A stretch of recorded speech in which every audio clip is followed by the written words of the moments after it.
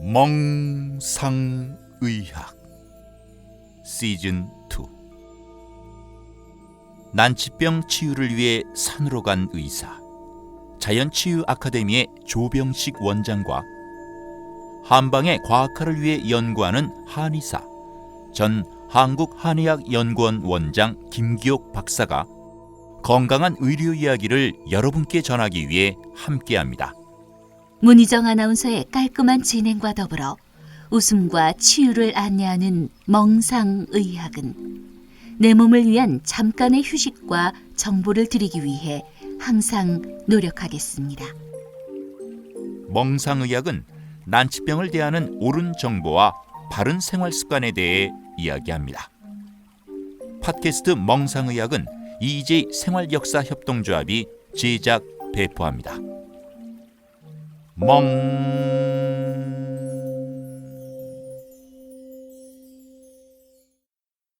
자, 여러분의 삶을 축제로 만드는데 일조하고 싶습니다. 최첨단 과학방송.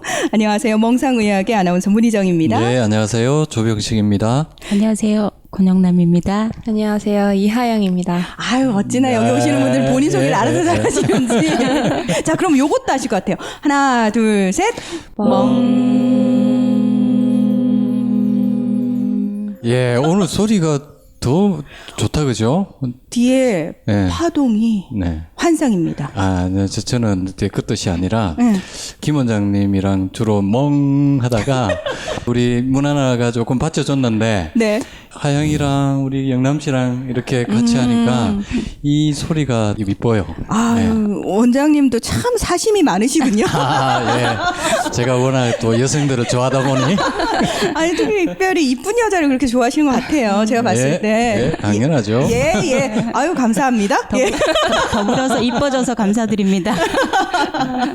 네. 아니, 지금 이렇게 특별한 애성을 드러내신 두 분을 이 자리에 또 함께 모셨잖아요. 네. 네. 본인들 소개를 직접 해주시겠어요? 아니면은 뭐 원장님이 해주셨으면 좋겠어요. 직접. 네. 예, 저 먼저 드리면 저는 안산에서 살고 있고요. 좀 아파서 그리고 이제 암은 침샘암이라고 하는데요. 3월 정도에 이제 여기 아카데미 들으면서 경주 자연의원과 인연이 됐어요. 그래서 이곳에 오게 됐는데 나이는 48이고요. 이름은 권영남이라고 합니다. 반갑습니다. 어머, 되게 조근조근하시고, 예. 예. 조곤조곤하세요. 아, 예. 굉장히 저와는 또 색깔이 다르신 분이라서, 예. 제가 아까 농담 비슷하게 일찍 결혼했으면 제 딸뻘이라고. 우리 깜찍한 여성분, 예. 제 이름은 이하영이고요. 저는 현재 호주에서 살다가요. 유튜브를 통해서 여기로 오게 됐고요. 저는 루푸스 신장염을 앓고 있어요. 지금 8년째 되는데 많이 나아져서 기분이 좋습니다. 아니, 근데 되게 여기 함께 생활하시는 분들이 많으신데, 특별히 우리 영남 씨와 하영 씨를 이 자리에 모신 이유가 있나요, 원장님? 지난번에도 말씀드렸는데 뭐 누구를 모시고 봐도 마찬가지이긴 하지만 최근에 함께 생활하셨던 분들이 대부분 하산을 하셨어요. 저희들이 대부분 한 3개월 정도 이제 계시다가 주로 하산을 하는데 3개월째 계신 분은 두 분밖에 안 남았어요. 네. 또 이쁜 우리 하영이랑 네. 영남 씨를 모셨죠. 예. 이런 소개에 대해서 어떻게 생각하세요, 두 분? 뭐. 맞는 말씀. 과분한 말씀. 근데 맞는 말씀이신 것 같기도 하고. 어쨌든 뭐 3개월은 제일 오래된 것 같기는 해요. 아니, 그러면은 이제 보통 3개월 정도 되면은 또 하산을 하셔야 될 때가 가까우신 거 아닌가요? 근데 조금 더 머물고 있어요. 네, 한 6개월 잡고 왔어요. 그렇죠. 네. 호주 비행기 값이 비싸니까 한 번 온 김에 뽕을 좀 빼고 가야 되지 않겠습니까? 그렇죠. 네. 지난주에 이제 하영이 어머니께서 다녀가셨는데 한 3개월 반 정도 되면서 이제 많이 좋아졌어요. 근데 완전히 이제 뿌리를 빼고 네. 더 건강한 상태에서 데려가겠다. 그래서 이제 저한테 한 2달을 더 이게 맡겨놓고 가셨어요. 네. 혹시 버림받은 느낌 들지 않나요? 엄마가 나를 아유, 전혀요. 저는 네. 워낙 혼자 있는 걸 잘 해서, 네. 뭐 그런 걱정은 없는 것 같아요. 일단 네. 표정이 이 삶에 굉장히 만족하고 있는 느낌은 들어요. 표정 자체가. 예. 네. 그래서 한 1년이라도 살려면 살 수 있을 것 같아요. 제가 봤을 때. 네, 저도 그럴 수 있을 것 같아요, 느낌이. 나가라고 쫓아내지만 않으면. 네, 네. 정말? 네. 이제는 그럴 수 있을 것 같아요. 예.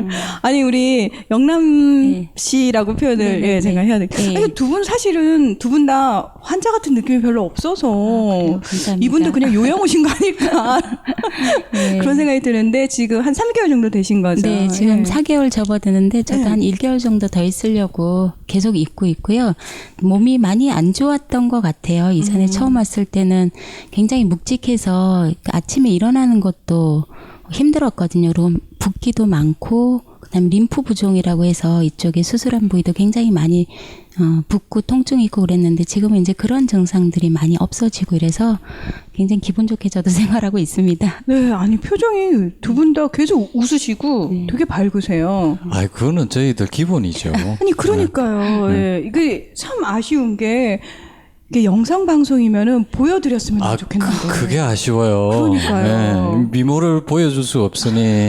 원장님 또 네. 이걸 아쉬워하시는군요. 네. 저는 이분도 표정이 이쁘다고 그랬는데 이분은 또 딴 데 자신이 아이, 있으셨어요. 미모를 오해하시면 안 됩니다. 네. 우리 환우분들이, 물론 두 분 다 처음에는 안 그랬죠.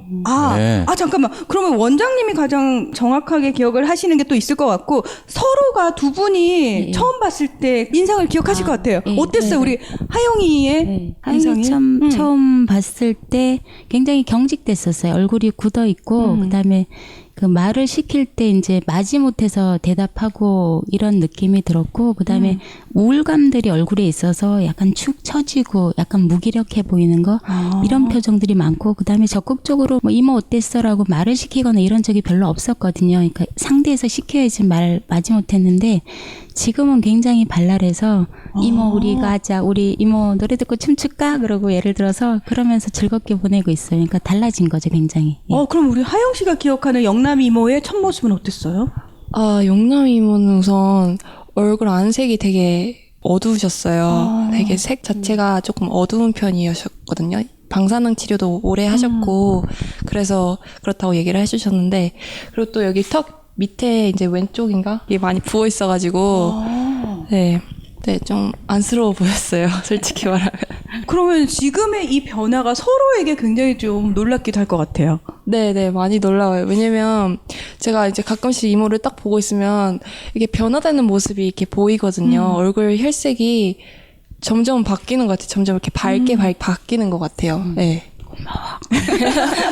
그러니까 제 얘기는 이제 보통 한 달 이상이 지나면 대부분 다 미남 미녀가 되세요. 얼굴이 굳어 있고 어두운 색깔의 얼굴이 밝고 맑게 이렇게 바뀌는 거죠. 그래서 다 미남 미녀가 되세요. 특히 두 분이 현격하게 그렇게 바뀌셨고요. 사실은 방송 들으시는 분들 입장에서는 방송이니까 저렇게 얘기하는 거 아닐까? 그러니까 방송용 멘트라고 표현을 하잖아요. 그렇게 이제 오해하시는 분들이 계실까봐 직접 저는 뵙고 있잖아요. 눈앞에서. 그래서 많은 분들이 방송을 직접 보신다면 두 분의 모습을 보신다면 정말 밝구나. 정말 표정이 예쁘구나라는 생각을 하실 것 같아서 이 방송을 들으시는 분들께도 그런 모습들이 조금 전염됐으면 좋겠다. 그러니까 우리가 얼굴이 안 보이는 관계로 여러분이 얘기로 전염시켜 주셔야 돼요. 여러분의 지금 행복한 마음을. 노력해 보겠습니다. 이게 이제 굉장히 유하게 방송에 대한 부담감을 드린 거예요. 예. 아마 그 두경부암이라고 하더라고요. 이렇게 얼굴 위쪽으로 이렇게 목부터 해서 있는 암인데 그쪽에 이렇게 암이 있으신 분들은 보통 이제 방사선 치료를 하는 경우들이 많더라고요. 그래서 저도 항암 방사선을 같이 해서 이제 28회를 한 달 반 동안 매일 치료를 받았어요. 그러니까 세포들이 좋은 세포가 망가진다고 했는데 그게 어떤 걸까 했는데 나중에 보니까 얼굴도 방사 쏘인 부위가 굉장히 넓었어요. 목까지. 그러니까 얼굴 한쪽부터 목까지 쏘였기 때문에 굉장히 까매지고 전체적으로 숨을 못 쉬니까 지금도 이쪽에서 땀이 나거나 이런 게 없어요. 그냥 숨을 못 쉬는 거죠, 피부가.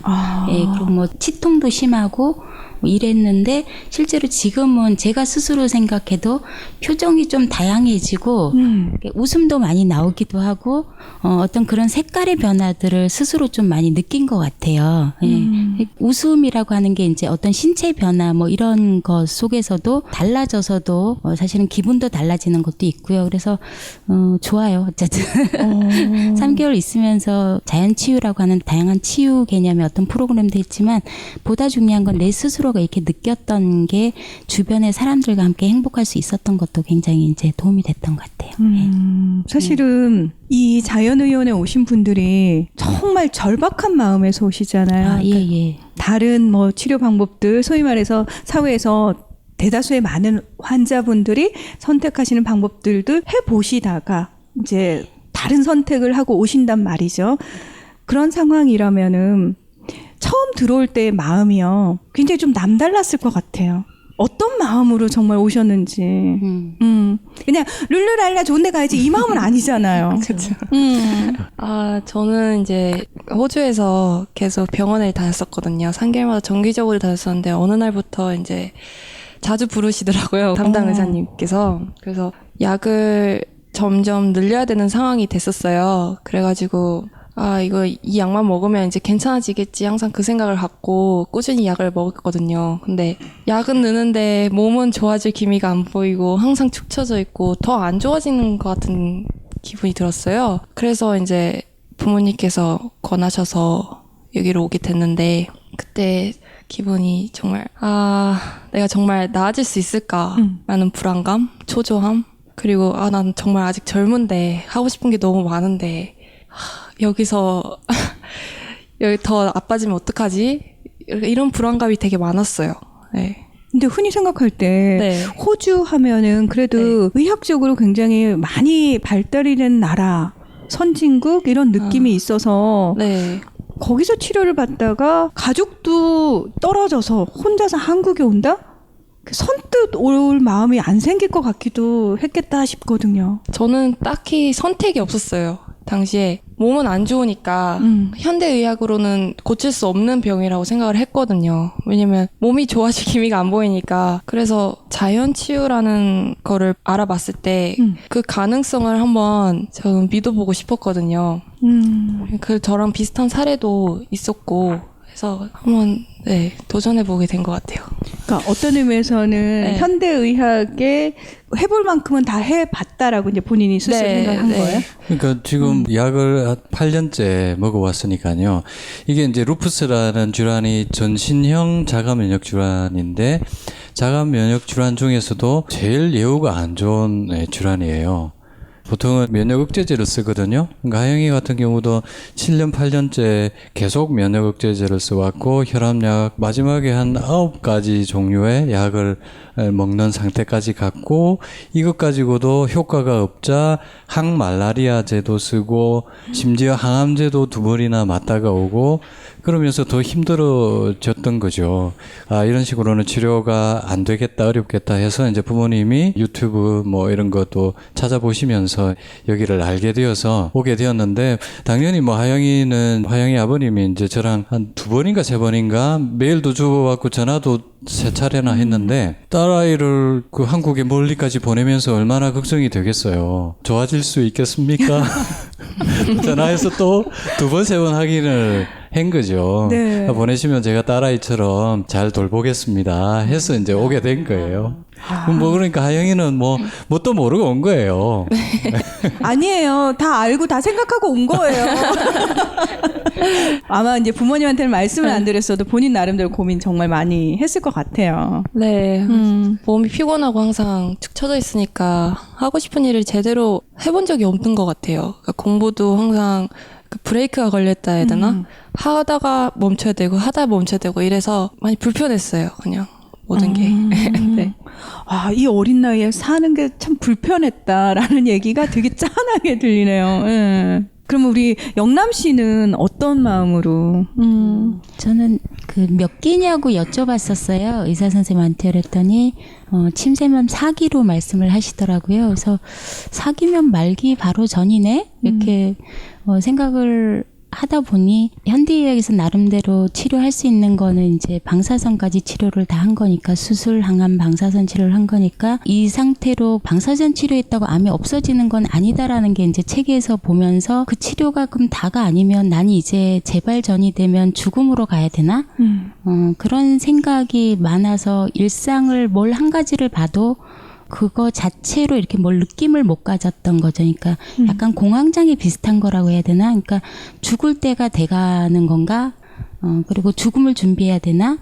이런 생각으로 스스로 자꾸 질문을 했던 때였던 것 같아요. 그렇지만 그래도 내 안에 있는 뭔가 생명력이 있으면 그게 다시 좋은 쪽으로 바꿔줄 수 있지 않을까? 그러면 현대의학 말고도 자연치유라고 하는 걸 나는 한번 도전해보고 싶다 이런 생각이 들었고 올 때는 굉장히 기분 좋게는 왔어요. 그렇지만 죽음이라는 게 항상 곁에 있을 수 있다라는 생각을 가지고 일단 왔지만 희망이라는 게 여기서 찾을 수 있겠다.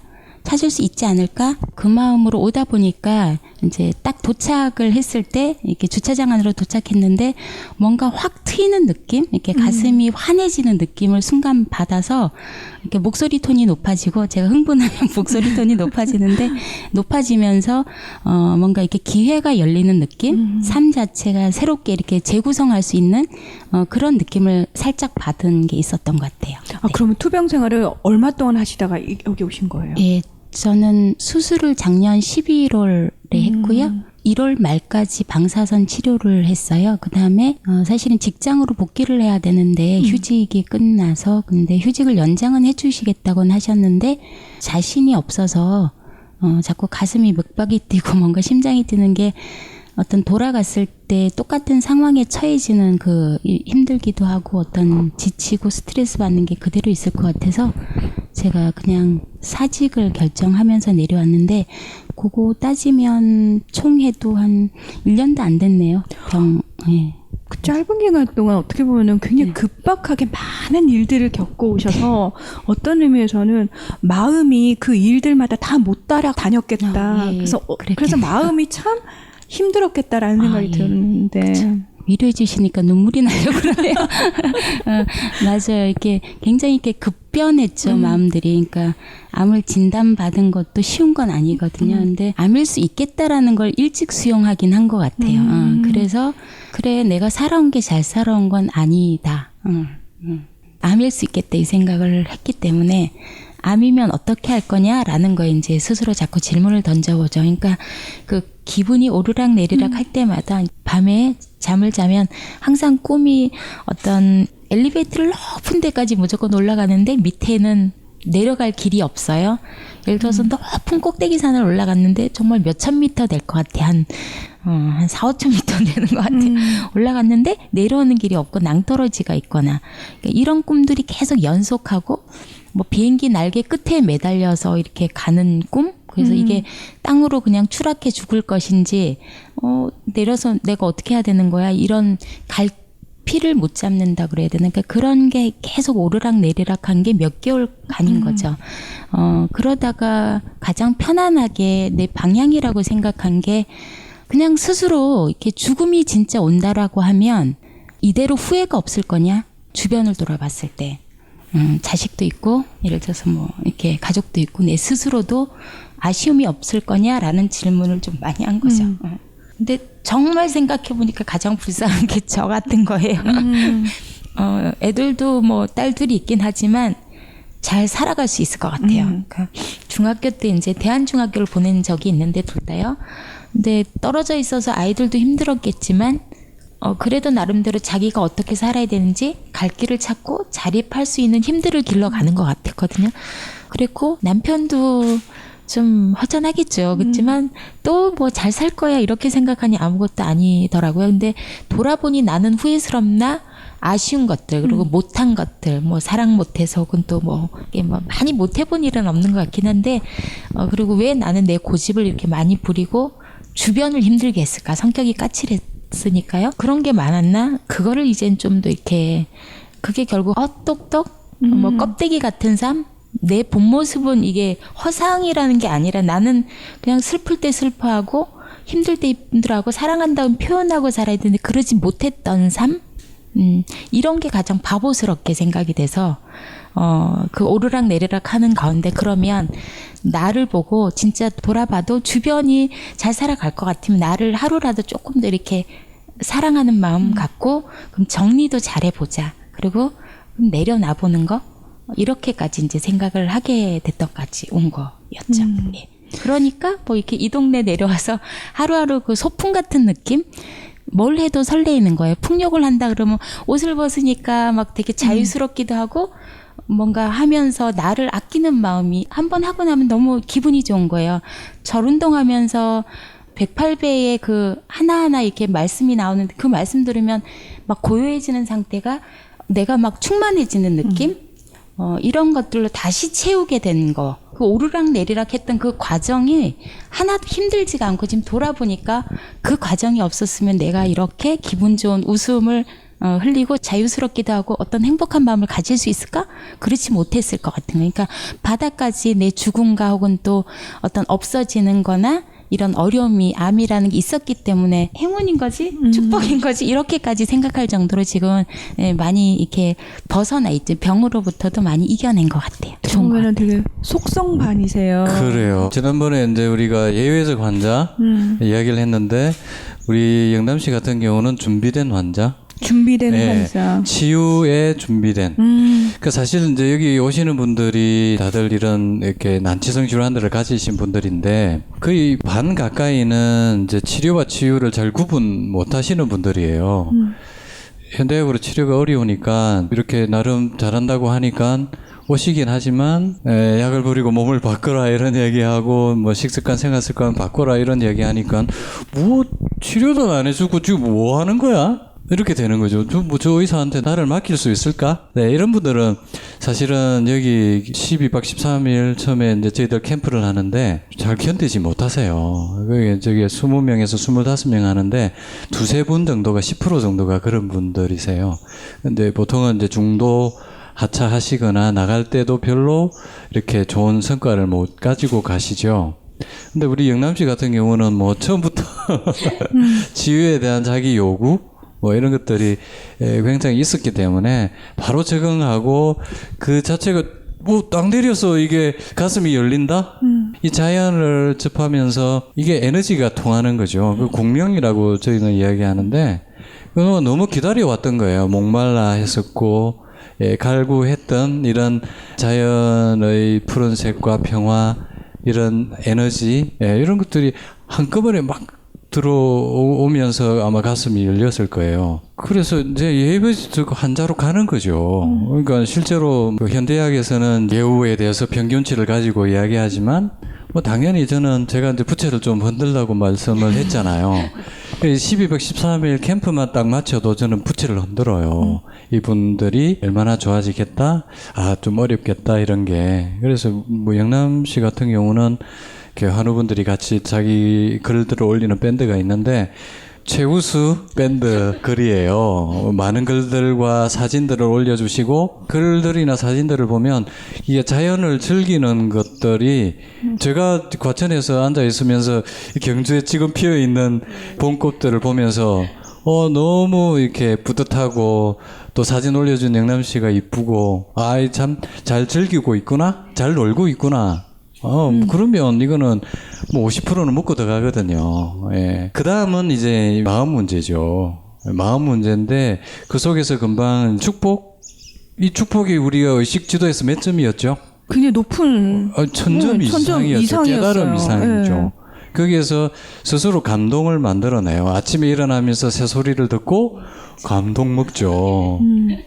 풍력하면서 나 아까 들었는데 벗기를 굉장히 꺼려했던 분이 이제 저희들 우통을 벗었다 닫았다 이렇게 하면서 이제 하는 운동인데 그거 하면서도 굉장히 쾌감을 느끼고 아주 그 하나하나 자체가 다 그냥 치유예요. 그 짧은 기간 동안 참 많은 일들을 겪으면서 미처 챙겨오지 못한 마음을 여기서 제대로 다독거리고 계시다 이런 느낌이 들거든요. 네네. 근데 이렇게 급박하게 마음이 미처 쫓아다니지 못한 것도 참 힘들었을 테지만 또 우리 하영 씨 같은 경우에는 너무 기간이 길었어요. 그러다 보니까 네. 마음이 그때그때 따라다니는 것도 참 지치고 힘들었겠다 싶은 생각이 들어요. 네. 저는 좀 다른 아이들이랑 다르다는 것을 깨닫는 게 힘들었어요. 그러니까 아픈 몸이다라는 걸 깨닫는 게 힘들었는데 솔직히 말하면 그러니까 여기 오기 전까지만 해도 그것도 잘 몰랐어요. 그냥 약만 잘 먹으면 나도 다른 사람처럼 정상인처럼 잘 살 수 있을 거다라는 생각을 가졌었기 때문에 그냥 약만 먹고 하고 싶은 애 다 하고 그냥 그렇게 생각 없이 살았던 것 같아요. 네, 그러면서 많이 아팠고 그랬는데 그때 사실은 그러니까 청소년 시기부터 아픈 거죠, 본격적으로. 네, 네. 굉장히 예민하고 우리가 흔히 사춘기라고 얘기를 하잖아요. 네. 정체성이 이제 확립되는 시기인데 네. 그때부터 약을 먹기 시작하고 몸이 아프구나라는 걸 본인이 어쨌든 받아들여야 되는 상황이잖아요. 네, 네. 그때 어떤 생각들이 제일 많이 들었었던 것 같아요? 나는 왜 이 병에 걸렸을까라는 생각이 제일 많이 들었고요. 누구 원망스럽거나 막 짜증이 나거나 화가 나거나 그러진 않았어요. 누구를 원망할 수 있는 문제는 아니었던 것 같아요. 왜냐면 어쨌든 이 병은 원인을 모르는 거니까. 그래서 그냥 병을 갖고 살아야 되긴 하지만 항상 그러니까 적응하는 게 정말 힘들었어요. 그냥 매일 아침 약을 먹어야 되는데 10몇 가지도 넘는 약을 먹는데 그거를 매일 아침 먹을 때마다 좀 제 자신이 조금 비참해진다 해야 되나? 네, 좀 그랬어요. 그러면은 엄마한테 보통 우리 여학생들은 좀 네. 짜증 많이 내거든요. 괜히 본인이 못 해놓고는 늦잠 자놓고는 나 밥 안 먹어 뭐 이러고 엄마한테 다 쏟아붓거든요. 엄마하고는 어땠어요, 관계가? 본인 몸이 아프면 좀 아무래도 좀 제일 짜증을 많이 내는 상대가 엄마일 수밖에 없었을 것 같은데. 아무래도 엄마랑 그러니까 심리적인 그 부분이 좀 가깝기 때문에 많이 싸우기도 하고 뭐 이런 것도 있었는데 자, 고해성사의 네. 시간입니다. 아니요 진짜 엄마를 딱히 원망하거나 이러지 않아요. 오히려 고마워요. 그냥 옆에서 그냥 묵묵히. 하영이는 이제 엄마가 아니라 아빠랑 좀 갈등이 있었어요. 네. 왜요? 이게 그러니까 아빠랑 갈등을 가진 게 한 고1 정도 됐었는데요. 그때 당시 오빠랑 아빠랑 정말 많이 싸웠어요. 근데 그 싸운 게 이제 오빠도 가출하고 뭐 흔히 말하는 콩가루 집안 비슷하게 약간 아니 너무 해맑게 얘기하는데요, 콩가루 집안이라고. 지금은 아니니까요. 네. 근데 그때는 약간 좀 망해가고 있다는 느낌을 받았어요. 진짜 그 우리 가족들이 다 이렇게 해체되는 느낌이 들었거든요.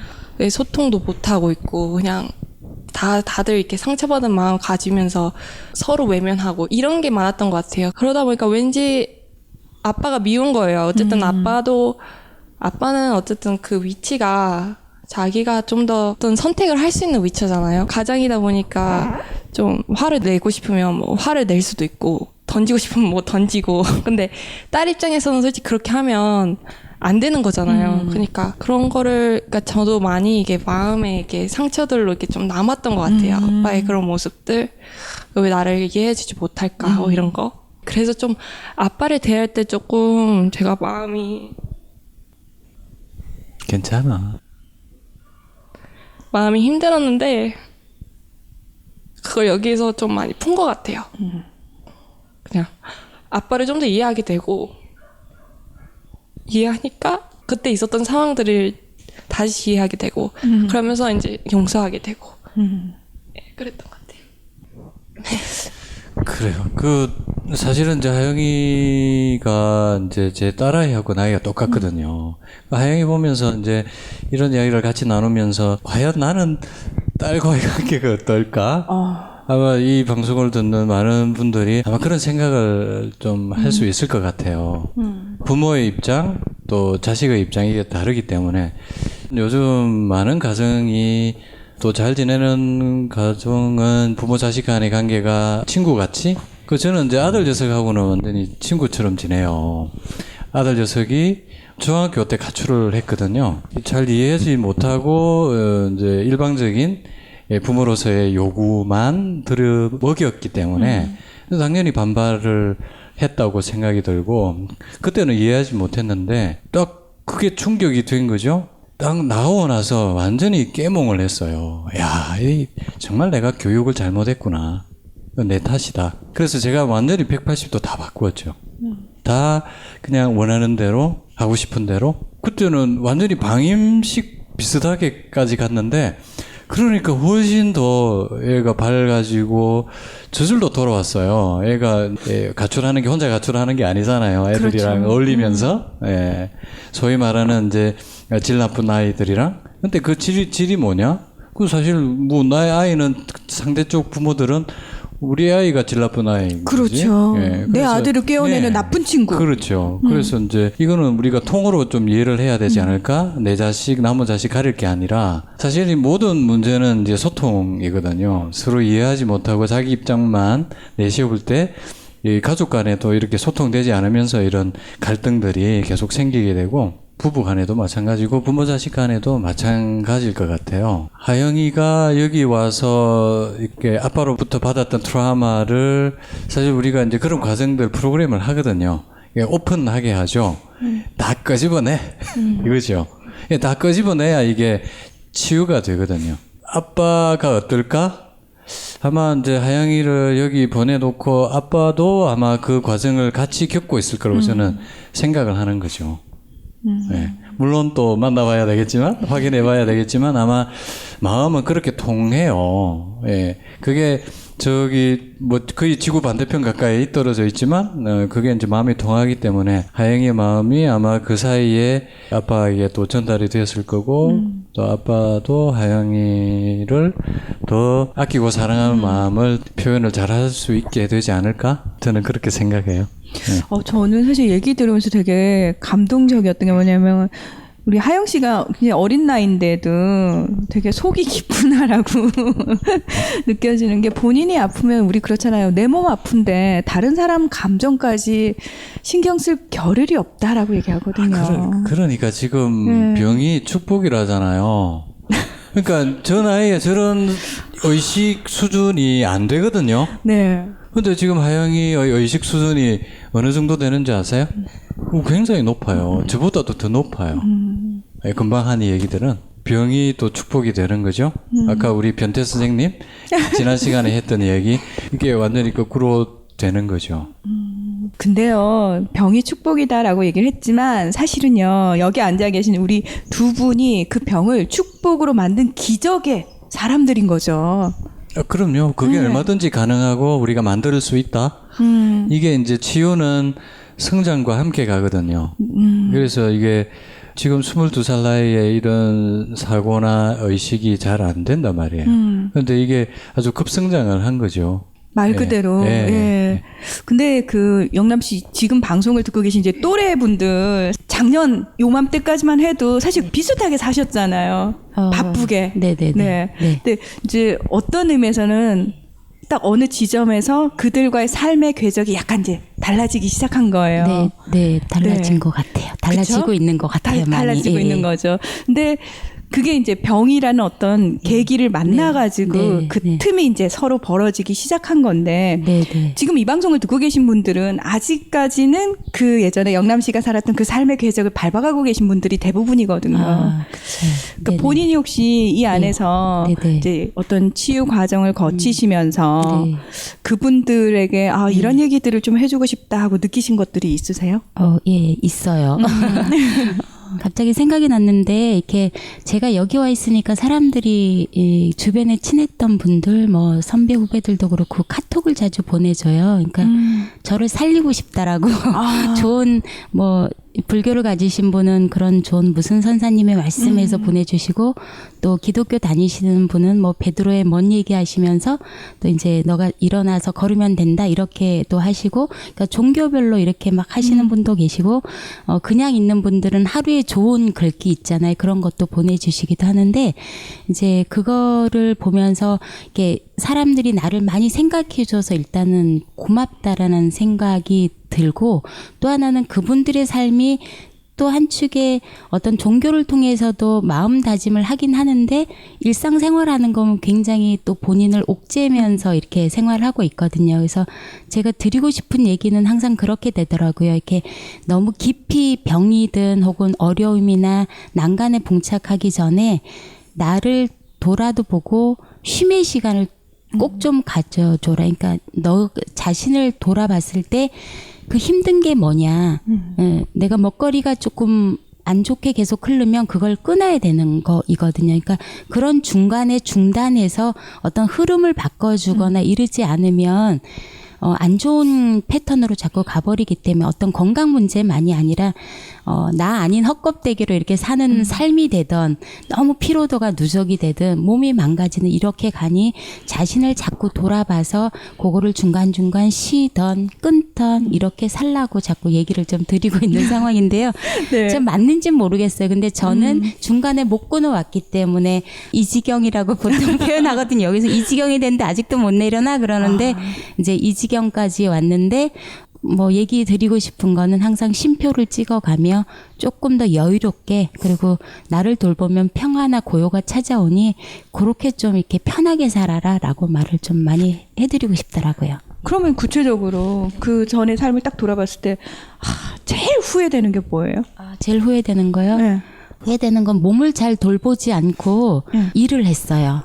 예. 일을 참 많이 한 것 같아요. 예, 일이 그러니까 좋아서 하신 거예요? 아니면 어쩔 수 없는 상황에 의해서 하신 거예요? 스스로도 이렇게 좀 완벽하려고 하거나 강박 증세 이런 게 있는데 그 이면에는 또 돌아보면 내가 너무 자존감이 낮아서 좀 못하면 안 좋은 소리 들을까? 누구한테 이렇게 뭔가 쟤는 능력도 없어 이런 얘기 들을까? 이런 거가 스스로 싫다라는 생각을 자꾸 하는 거예요. 그러다 보니까 어떤 일이 닥치면 막 새벽같이 일어나서 막 하거나 혹은 저녁 늦게까지 하거나 그러다 보면 또 관계도 풀어야 되니까 밤늦게까지 또 술도 마시거나 예를 들어서 이렇게 몸을 굉장히 혹사했던 과정. 그래서 그게 싫었다고 얘기는 못해요. 그거 하면서도 나름대로 내가 가진 그 전의 가치관은 그게 행복이라고 생각했는데 실제로는 너 그렇게 일하고도 힘들지 않아? 이런 사람들이 있었는데 네. 아니 나 안 힘들어 괜찮아. 이렇게 살았거든요. 근데 너무 힘들게 살았는데 스스로도 그걸 인정 안 한 거죠. 그러니까 이렇게 옥죄면서 스스로 옥죄면서 스트레스 받으면서 일을 많이 한 게 가장 큰 거 아닐까 이런 생각은 가장 들어요. 후회되시는 부분. 근데 사실은 말씀 들으면서 우리 대다수의 사람들이 그렇게 일도 열심히 잘하고 싶고 사람 관계도 잘 풀고 싶고 남한테 못한다는 소리 듣기 싫고 저희 다 비슷한 마음으로 살고 있거든요.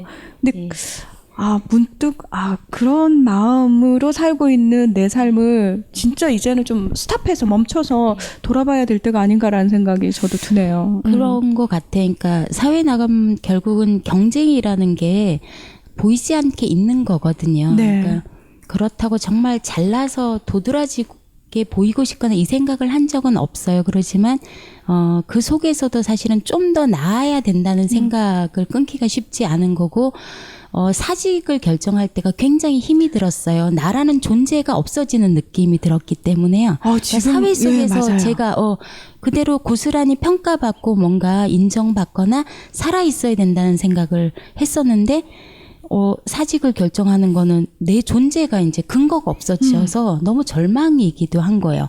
돌아갈 곳이 없다고 막연히 네. 딱 생각이 드는 거예요. 네, 그랬어요. 예. 그런데 그거를 한번 끊고 나니까 무슨 일이든 내가 꿈을 가지고 그리고 의미를 가지고 좋은 일을 하게 되면 어떤 가지고 있던 틀을 이미 예전의 틀이 아니라 새로운 방식으로 기분 좋고 편하게 나를 옥죄지도 않고 주변을 힘들지도 않게 일할 수 있겠다. 이 마음이 생기고 있는 거죠, 지금은. 네. 그래서 저는 좀 꿈도 자꾸 꾸고 있는 상황인 거고요. 네. 나중에는 정상적인 사회 복귀를 해서 실제로 잘 살아갈 수 있을 것 같아요. 쉼표도 중간중간 찍고 힘든 것도 잘 케어하면서 스스로 그리고 주변도 예전엔 되게 힘들게 하는 스타일이었어요. 근데 지금은 여기에서도 사람이 살아가는 곳인데 이곳 경주에서도 주변에 고집 센 언니도 있고 저도 성격이 안 좋지만 좀 얼토당토하기도 하고 뭐 좀 외골적인 사람들이 실제로 병 걸려서 많이 오시거든요. 근데 그런 걸 보고도 스스로 이제는 잘 넘겨요. 그냥 그럴 수 있겠다라고 여유롭게 넘길 수 있고 그럼 사회 나가도 주변 사람과 잘 지낼 수도 있고 그럴 것 같아요. 그래서 지금은 네 좋습니다. 아니 영남 씨 말이 정말 현실적으로 와닿는 게 뭐냐면 그냥 다 좋아 보여요가 아니고 보이는 건 예전하고 똑같이 보여요. 하지만 내가 다르게 받아들일 수 있어요. 다르게 받아들이고 있어요라고 말씀하시니까 훨씬 정말 그렇구나라는 생각이 들어요. 네네. 그래요. 그게 이제 바뀌는 측면의 굉장히 중요한 지점인데, 그러니까 이전 같으면은 그거 보면서 엄청 스트레스 받았을 거예요. 뭐 저 인간 왜 저래? 분노 많이 네, 하고 분노가 막 화에 이런 거죠. 신경질 부리고. 네. 근데 그런 걸 봐도 이제는 뭐, 저 사람 모를 수 있어. 그냥 이렇게 대수롭지 않게 넘길 수 있는 거죠. 네. 그러니까 그게 이제 자기한테 스트레스로 와닿지 않는 거예요. 아니 너무 모범적인 학생인데요? 그렇죠. 네. 오늘 또 뽑다 보니까 또. 그거 너무 모범생인데? 저는 이제 너무 모범적인 것을 추구하진 않아요. 이 환자분들은 제가 굉장히 모범적인 분들을 이전에 그런 지적을 받은 적이 있거든요. 뭐 모범생들만 사랑한다고. 근데 초기에 이제 제가 이제 지금 11년째인데 초기에는 그랬어요. 진짜 시킨 대로 열심히 100% 하는 사람? 이걸 이제 주로 추구하고 그쪽으로 이제 주로 유도를 했는데. 진짜 뭐 반에서 1, 2등만 사랑하는 선생님 같아요. 그러니까요. 그러니까 잘못된 거죠. 네. 근데 지금은 그냥 슬렁슬렁 이렇게 많이 이렇게 이야기를 해요. 근데 이제 신입생, 우리는 이제 자이언츠 아카데미 들어오면 신입생이잖아요. 신입생이 슬렁슬렁 하는 거는 못 봐줘요. 왜냐하면 배우는 단계이기 때문에 그때는 열심히 배워야죠. 그런데 이제 이게 신입생 단계를 조금 넘어가서 조절하는 다 균형 잡힌 생활이 필요한 거예요. 먹거리부터 운동부터 마음도 그렇고 이런 균형들을 하나하나 잡아가면서 이렇게 균형 잡힌, 그런데 이전보다 훨씬 더 여유가 생기는 거죠. 하는 것은 사실은 달라진 게 없어요. 물론 이제 한두 번 빼먹기도 하지만 그것도 자기 스스로 조절하면서 빼먹는 것 때문에 스트레스 받지 않고도 더 행복하게, 자유롭게. 그러니까 제가 이제 오늘 주제를 행복과 자유라고 정했는데 사실 많은 분들이 이제 이 자유 얘기를 하거든요. 그러니까 하산하는 분들의 글들을, 후기들을 보면 거기에 마지막 단어가 행복 다음에 자유예요. 그러니까 이 평화를 느끼고 행복을 찾고 그 다음에 자유를 느끼거든요. 그동안 우리를 옥죄어왔던 그 많은 것으로부터 내가 이제 놓아버리고 이것을 내가 조절할 수 있는 능력, 그래서 이제는 밑에 세상에 내려가도 이제 더 잘 살 수 있는 그런 자신감, 뭐 이런 것들이 생기는 거죠. 네. 제 경험으로 봤을 때 아카데미 하는 12박 13일은 정말 타이트했어요. 근데 성격이 그대로 간 거예요. 그러니까 아침 새벽부터 밤 늦게까지 일정이 있으면 다 소화를 해야 되고요. 근데 어떤 일정을 소화하려고 하는데 같이 사는 어떤 룸메이트가 그 시간에 방해를 하거든요. 예를 들어서 그 시간에 세탁기 돌리면 안 되는데 풍력 시간에 예를 들어서 그 시간에 저 운동하는데 핸드폰 안 해? 그러면 저는 제 틀에서 벗어났기 때문에, 그리고 우린 열심히 해야 되는데 그러지 않기 때문에 스트레스를 굉장히 받는 거예요. 근데 모범 생활이 좋은 게 아니라 지내다 보니까 실제로 정말 과했던 사람을 보면서 이제는요, 그 과한 것도 내 욕심인 거고 그걸로 병이 날 수는 없다. 그 원인은 그 마음에서, 욕심을 부리거나 완벽해야 된다는 마음에서 그 병의 원인을 찾아야 되는 거고, 또 정말 노는 사람이 있거든요. 그러면 그렇게 슬렁슬렁 하는 사람들을 보면서도 굉장히 여유로운 거야. 그렇다고 많이 아파지냐? 또 그렇진 않거든요. 그 사람이 정말 모범적으로 생활 잘했다 그래서 100% 정말 막 업그레이드 되고 이것도 아니고, 그러면 거기서 중심은 마음이 그거를 못했다고 불만족스럽게 생각하지 않고, 하더라도 그게 전부가 아니라 좀 여유롭게 할 수도 있고 못할 수도 있는 거를 그냥 자연스럽게 받아들이는 거, 그게 보다 중요하다는 생각을 하게 된 거예요. 여기서 우리 한번 외쳐야 됩니다. 하나, 둘, 셋.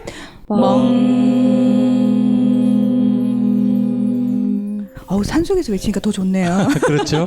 올림이 더 좋아요. 저는 지금 우리 영남님의 말씀을 들으면서 제가 왜 이렇게 영혼이 정화되는 느낌을 받는 건지. 아니, 우리 하영 씨가 영남 이모 되게 좋아하면서 잘 쫓아다닐 것 같아요, 분위기가. 네. 좀 특별히 친한 이모인가요? 네네, 엄청 친해. 같이 룸메이트예요. 아니요, 룸메이트 된 지는 며칠 안 됐어요? 며칠 안 됐는데. 우리 2주 된 네. 거. 천만 다행이에요. 예전에 까칠할 때 영남 이모를 만났으면 큰일 날 뻔했어요. 네. 저 이모가 변하고 난 다음에 만났어요. 왜냐면 제가 그 슬렁슬렁한 한어머니가. 근데 우리 하영이가 이제 저희들 여기 텃밭 동아리가 있거든요. 네. 그게 동아리 회장이에요. 저는 회원입니다. 네. 질문 있습니다. 네. 회장은 어떤 기준에 의해서 되는 건가요? 그냥 막 하는 겁니다. 그냥 뽑아준 대로 하는 겁니다. 잠깐 뽑아준 대로 하는 거면은 네. 인기 투표나 뭐 이런 데서 영남 이모가. 텃밭이 동아리 생긴 지는 꽤 됐거든요. 네. 초반인데 원장님 아마 권하셨던 것 같아요. 여기 네. 땅을 일구는 거. 그 제가 이제 하영이를 지목을 했죠. 네, 하영이가 하는 게 좋겠다. 왜요? 일단 하영이가 힘은 좋아 보여요. 아니에요. 좋아요. 그때 우리가 처음 만든 게 그때만 해도 비실비실했어요. 네. 그러니까 이제 우리가 산악회 동아리가 있고 이제 두 개 중에 뭐 할래? 그러니까 산에는 그때 제대로 못 다녔어요. 네, 산에를 못 다녀서 체력은 안 됐고 이게 이제 텃밭 가꾸는 게 굉장히 도움이 되거든요. 예, 흙을 만지고 그다음에 이게 식물을 가꾸는 게 이 정신적인 육체적인 측면에서 굉장히 도움이 많이 돼요. 하영이 얘기를 한번 들어보죠. 네, 일단 회장님 오늘 그 가꾸신 채소들로 굉장히 맛있게 이모님들이 반찬을 만들어 주셔서 네. 밥 맛있게 잘 먹었습니다. 감사합니다. 네. 예. 네, 맞습니다. 그 텃밭 동아리를 하면서 식물들이 이렇게 자라나는 모습을 보면요, 정말 뿌듯해요.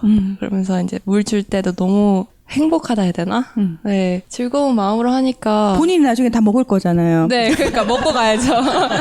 먹고 가려고 지금 엄청 애지중지하게 키우고 있습니다. 부엽토를 그때 이제 소나무 썩은 낙엽 그 밑에 이제 있는 게 그 흙이 이제 좋은 흙이거든요. 어머, 이런 건 어떻게 호주에서 배워온 거예요? 아니요, 여기서 배웠어요. 어머. 그래서 그때 다 실어다가 여기다 뿌리고 직접 다 했거든요.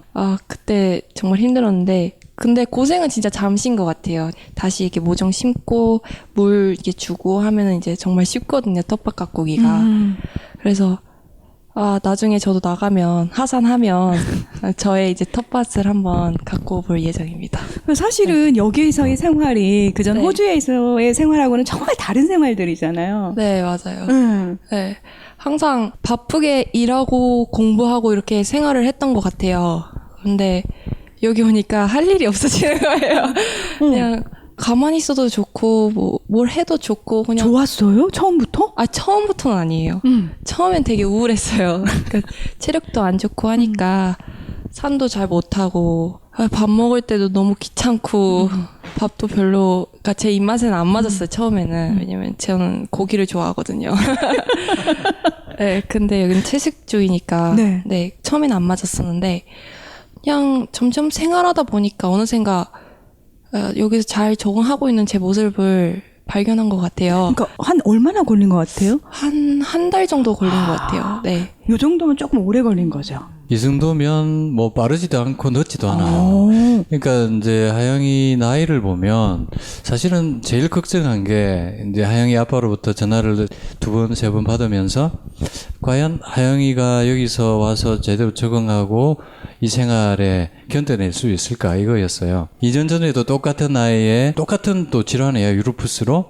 네, 1학년이 왔는데 2달을 못 견디고 이렇게 나갈 수밖에 없었거든요.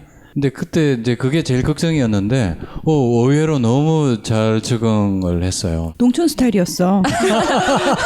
알고 보니까 한국의 농촌에 살고 싶다고 코드가 많네요. 그래서 저는 뭐 1년도 더 있어도 된다 그 이야기 듣고 놀랬죠.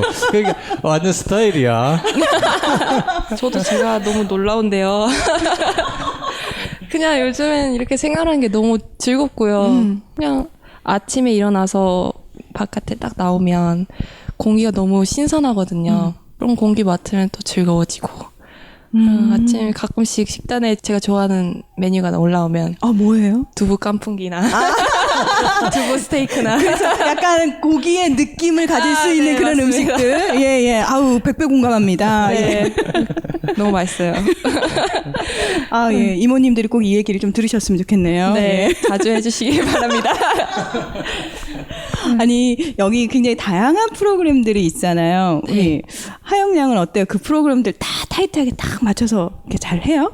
우선 처음에는 체력이 안 따라주니까 산책 뭐 이런 일정이 있으면 못 갔거든요, 솔직히. 그리고 집에서 그냥 쉬고 이랬는데 그리고서 이제 몸이 좀 나아지니까 이제 하려고는 노력은 했죠. 이제 산에 이제 하루에 한 번씩은 꼭 가자 뭐 이런 목표도 세웠었고 처음에도 풍욕이나 뭐 108배 여기서 이제 하면 좋겠다라는 이제 그런 프로그램들 이제 따라 하려고 노력은 했고 근데 이제 지금은 굳이 뭐 이렇게 막 하지 않아도 그러니까 한 번은 이제 좀 쉴 때도 있어요. 쉴 때도 있는데 그럴 때 그냥 스트레스 안 받고 잘 그냥 제 느낌에 우리 하영 양은 여기 이제 잠깐 머물러 온 환우 같은 느낌이 아니라 그냥 여기가 자기 집이고 본인이 하고 싶은 걸 다 해가면서 사람들 오시면 오셨냐고 제가 열심히 텃밭 가꾸고 있다고 맛있게 드시라고 딱 정말 딱 그 느낌이에요. 본인이 이제 안주인 같은 느낌. 아 그래요? 그 본인도 느끼고 있죠? 네 그냥 네 요즘 너무 편하네요. 그냥 여기 있는 게 밖에 가끔씩 나갔다 들어오면 집에 왔다 이런 느낌이 들 정도로 너무 편하네요. 네. 일요일도 경주를 같이 나갔었어요. 네. 경주에서 들어오는데 택시 타고 여기 들어오니까 거의 밤 8시 반, 9시 되더라고요. 예. 근데 집에 딱 도착한 동시에 집에 왔다 그러면서 둘이 눕는 거예요. 그래서 너무 좋아하는 거예요. 집에 온 거. 원장님 저는 하영 양이 나이를 한 10년 정도 속였을 수도 있겠다라는 의구심이 그렇죠. 좀 의심이 되죠. 예, 많이 의심스럽습니다. 네, 그렇습니다. 아니 사실 딱 그 또래 친구들이 한창 멋부리고 막 이렇게 쏘다닌다는 표현을 우리가 하잖아요. 막 7렐레 8렐레 막 바깥으로 돌아다니는 또래 친구들은 딱 그럴 시기거든요. 네 맞아요. 그렇죠. 본인의 삶하고 굉장히 다른 삶을 살고 있어요. 네. 혹시라도 나도 빨리 나와서 그렇게 살아야지라는 생각 해본 적 있어요? 그러니까 가끔씩 놀러 가고 싶기는 해요. 여기저기 그냥 아직 못 가본 데가 너무 많으니까 그냥 놀러 가고 싶긴 한데 굳이 뭐 이렇게 막 쏘다니고 이러지는 않을 것 같아요. 나이 속인 게 확실합니다. 그렇죠. 얼굴이 심하게 동안인 겁니다. 예. 아니 그러면 우리 하영 양은 정말로 본인이 하고 싶은 걸 다 할 수 있는 딱 건강 상태가 됐어요. 네. 이제 여기도 하산을 하고 네. 뭘 가장 하고 싶어요? 그냥 제가 즐기면서 할 수 있는 일을 하고 싶어요. 제가 요즘 심리학을 공부를 하고 싶거든요. 저처럼 이렇게 몸이 안 좋은 분들, 그런 분들 많이 도와주고 싶은 생각이 들어요. 그래서 그런 쪽에 공부를 하면서 일을 구하고 싶기도 하고 그래요. 네. 저 진짜 물어보고 싶은 게 제가 여기 환우분들을 몇 분을 인터뷰를 해봤는데 다 뭐 하고 싶으시냐고 나가서 그러면 다 자기처럼 아픈 사람들 도와주고 싶다는 얘기를 공통적으로 하세요. 네. 근데 왜 다른 사람을 굳이 도와주고 싶다는 생각을 해요? 어쨌든 제가 좋아진 이제 과정이 있을 거 아니에요. 그런 과정들을 이제 아픈 사람들한테 좀 몸이 안 좋은 사람들한테 얘기를 해주면 비록 이게 막 많은 도움이 되지 않을지라도 그냥 위로라도 해줬으면 좋겠어요. 네. 위로가 됐으면 좋겠어요. 근데 저는 또 걱정되는 게 이렇게 순수한 마음으로 나갔는데 네. 사실 그 밖에 있는 사람들은 절박하지 않아서 또는 생각이 많이 달라서 네. 우리 하영 양의 마음을 다 못 받을 수도 있거든요. 그러면 또 본인이 상처받지 않을까요? 아니요, 저는 상처받지는 않을 것 같아요. 그냥 제가 그냥 최선을 다해서 얘기를 해주고 위로를 해주고 이러면 되지 않을까 싶어요. 네. 네. 되게 예쁘다 마음이. 그렇죠. 네. 제가 다 뿌듯하네요. 실제로 병이 나으신 분들, 다들 병원에서 뭐 몇 개월 선고 이렇게 받은 분들이 모여 있는 병원에서 예외적 환자 얘기 있죠. 예외적 환자들을 공통점이 있거든요. 그 예외적 환자의 공통점 첫 번째, 웃고 있어요. 병원 자기가 뭐 얼마 못 살 것이다 하고 진단을 받았는데 밝단 말이에요. 긍정적이에요, 마음이. 예, 우리가 부정적인 데서 이제 긍정적으로 옮겨간 거죠. 예, 삶에 대한 자세가 바뀌었기 때문에. 그 다음에 두 번째는 이제 의지가 있어요. 나는 해보겠다. 의사가 몇 개월밖에 못 살아요. 이렇게 하지만 나는 도전. 난 할 수 있어. 이렇게 해서 의지를 가지고 하는 거죠. 그건 이제 분명히 삶에 대한 의미와 목표를 찾은 사람들이에요. 그리고 세 번째는 이분들이 다 봉사하는 사람들이에요. 자기가 또 힘든데도 뭔가 다른 사람, 옆에 있는 사람들을 위해서 뭔가 봉사를 하고 있어요. 여기 오신 분들 중에도 그런 분들이 꼭 계시거든요. 네, 하나라도 신발이 막 끌어져 있는데 식사식 하면 때마다 그것만 딱 하는 분들이 있어요. 그러면 신발 가지런히 넣어져 있으면 신고 나올 때 기분 좋잖아요. 네. 그렇죠. 네, 들어갈 때도 아주 딱 그거 보면 기분 좋고. 작은 거지만 여기서 하산하는 분들이 나 나가서 봉사해야지, 여기 와서 봉사하고 싶다, 이런 분들이 많으신 거죠. 그만큼 이제 의식 수준들이 굉장히 이제 엄청 업그레이드 되신 거죠. 그래서 이게 예외적 환자의 특징이에요. 저희가 1시간 남짓한 시간 동안 사실 참 우리 울고 웃으면서 이런 저런 얘기들을 해봤는데, 혹시 이 방송을 듣고 계신 많은 분들께 끝으로 하고 싶으신 말씀 있으세요? 굉장히 중병 환자로 스스로 생각했는데, 여기서 벗어나게 된 계기는 마음을 잘 보려고 했었던 게 굉장히 도움이 됐었고, 그리고 자연 속에서 나를 오롯이 이렇게 직면하는 걸 많이 했기 때문에 가능했던 것 같아요. 그래서 여러분들도 힘들면 나 힘든 거를 먼저 어루만지는 거를 1순위로 두고 살아가라, 이런 말씀 드리고 싶고요. 자기를 가장 사랑하는 일, 그게 가장 위대한 사랑이라는 걸 혜민 스님이 얘기하셨던 것 같아요. 그 말을 잘 명심하면 삶이 행복하고 자유롭지 않을까 생각합니다. 예. 우리 하영 양. 그냥 저에게 있어서 치유는 소소한 걸 보면서 웃을 수 있는 마음인 것 같아요. 조금 그냥 편안하게 그냥 살아갔으면 좋겠어요. 편안하게. 네, 편안한 마음을 가지면서. 네. 이래도 아무리- 좋고 저래도 좋고. 아무리 생각해도 한 20살은 속인 것 같습니다. 아니, 솔직히 아니 22살. 갈수록 나이가 더 들어가. 아니, 22살한테서 나올 수 있는 내공이 그래서 아닙니다. 저랑 얘기가 통하는 거 보면요, 40대인 것 같아요. 그렇죠. 영란님도 거의 의심스러우시죠? 완전히 이제 40대 아줌마더라고 다니더니만 완전히 그 나이로 되어버렸어. 아니, 그래서 우리 하영 양은 어떤 의미에서는 남들보다 20년을 더 번 거예요. 네. 훨씬 더 행복하고 즐겁고 신나는 삶을 남들보다 20년을 더 살 수 네. 있는 거예요. 네. 제가 아까 처음에 참 영상이 아니어서 아쉽다라는 말씀을 드렸는데, 이 두 분께서 목소리로 그리고 이야기들로 충분히 이 행복함 전달을 해주시고 전염을 시켜주신 것 같아요. 그래서 저 역시도 두 분께 큰 감동을 받고, 그리고 저를 또 돌아볼 수 있는 시간을 가지게 된 것 같아서 정말 감사하다는 말씀 드립니다. 우리 또 이렇게 다른 사람들과 함께 더불어 살 수 있는 삶을 위해서 각자의 자리에서 더 열심히 살았으면 좋겠습니다. 오늘 함께 해주셔서 고맙습니다. 감사합니다. 네, 감사합니다.